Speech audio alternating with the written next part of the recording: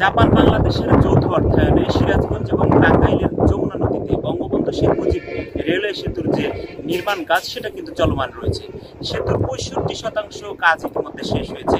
সেতুর যিনি প্রকল্প পরিচালক রয়েছে তিনি আমাদেরকে যেমনটি জানিয়েছেন, ডুয়েল গ্যাস ডাবল ট্র্যাকের যে রেল লাইন, সেই রেল লাইনের নির্মাণ যোগ্য কিন্তু এখানে চলছে। দিন রাত দেশি বিদেশি প্রকৌশলী তারা কিন্তু কাজ করছে, সেই সাথে শ্রমিক যারা রয়েছে তারাও কিন্তু কাজ করছে। আমি একটু আপনাদেরকে দেখানোর চেষ্টা করছি। এখানে 16,781 কোটি টাকার ব্যয়ে কিন্তু এই সেতুটি নির্মাণ হচ্ছে। 4.8 কিলোমিটার সেতুর কিন্তু ইতিমধ্যেই 1.8 কিলোমিটার দৃশ্যমান হয়েছে এই সেতুর নির্মাণ কাজ।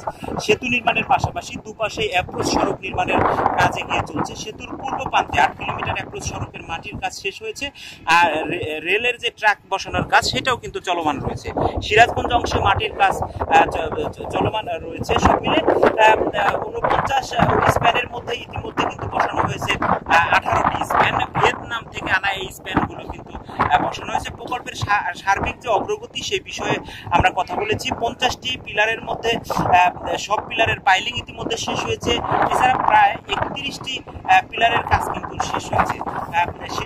এই সেতুটি নির্মাণের ফলে উত্তর এবং দক্ষিণ পশ্চিম অঞ্চলের মানুষের দীর্ঘদিনের যে দুর্ভোগ ছিল সেই দুর্ভোগ যেমন লাঘব হবে, একই সাথে উত্তর এবং দক্ষিণ পশ্চিম অঞ্চলের মানুষের শিল্প এবং অর্থনৈতিক যে বিপ্লব সেই বিপ্লব সাধিত হবে। 2024 সালের ডিসেম্বরে কিন্তু এই সেতু আনুষ্ঠানিকভাবে ট্রেন চলাচল করবার জন্য উন্মুক্ত করে দেওয়া হবে। সে সময় থেকে কিন্তু এই ট্রেনের যে দীর্ঘ ভোগান্তি ছিল, দীর্ঘদিনের সেই ভোগান্তি যেরকম দূর হবে, একই সাথে কিন্তু দেশ এবং দেশের বাহিরে অর্থাৎ বিভিন্ন রাষ্ট্রের সাথে কিন্তু রেল যোগাযোগের একটি নতুন দিগন্তের উন্মোচন হবে। রফিক মোল্লা, সিরাজগঞ্জ।